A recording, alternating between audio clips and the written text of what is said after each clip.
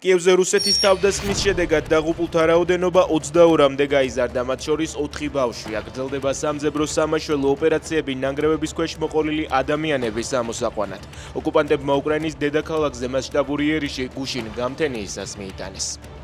კიევზე რუსეთის თავდასხმის შემდეგ გერმანიის კანცლერი ამბობს, რომ პუტინსა და ზელენსკის შორის შეხვედრა სავარაუდოდ არ შედგება. ასეთ უპრეცედენტო თავდასხმას აუცილებლად სჭირდება პასუხი. მიუხედავად პუტინსა და ტრამპს შორის მიღწეული შეთანხმებისა, აშკარაა, რომ შეხვედრა არ მოხდება, განაცხადა ფრიდრიხ მერცმა. უკრაინა ამერიკისგან ევროპელთა თანადაფინანსებით 450 კილომეტრზე მფრენ 3350 ფთოსან რაკეტას შეისყიდის. შესყიდვის სავარაუდო ღირებულება 825 მილიონი ამერიკული დოლარია. ამის შესახებ ამერიკის სახელმწიფო დეპარტამენტის მიერ დამტკიცებულ ბრძანებაშია საუბარი. ნატოს ქვეყნების თვითმფრინავები ბოლო დღეებია ნორვეგიის მახლობლად რუსულ წყალქვეშა ნავებს ეძებენ. გამოცემა Newsweek წერს, რომ ქვეყნების ინფორმაციით აღნიშნულ წყლებში შესაძლოა 3 რუსული წყალქვეშა ნავი იმყოფებოდეს, რომლებმაც სევერმორსკის ბაზა რამდენიმე დღის წინ დატოვეს.